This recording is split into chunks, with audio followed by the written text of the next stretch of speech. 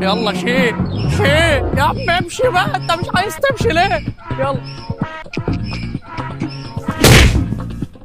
يا نهار ابيض. يلا يا عم، يلا يا عم.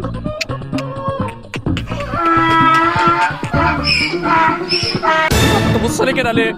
انت هتعمل ايه؟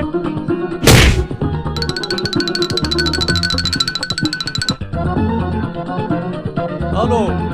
السلام عليكم. ازيك يا حاج سعد؟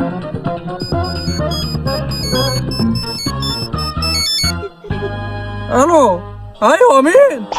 ايوه يا حاج، انا ابو حماس. ايوه حاسس اني اعرفه. تعرفني ايه يا حاج؟ ده انت ابويا. ابوك مين يا عم؟ بلا بابا بلا ماما. بقول لك والنبي يابا معلش هتعبك، انا كنت عايزك تاخد الواد حماس يا ابني تشغله معاك، الواد ده مش نافع في اي حاجه، فخده ارميه معاك في الارض شغله اي حاجه، ان شاء الله حتى يشيل خرا البهايم.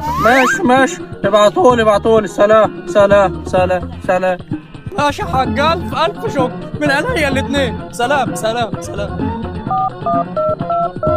الو يا حاج سعد.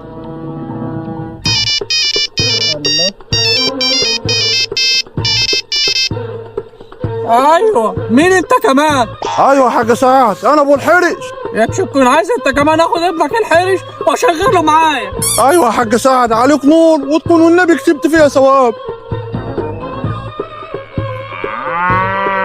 ماشي هات مصلحة برضه. يسلم في امك يا حاج سعد، مع السلامه.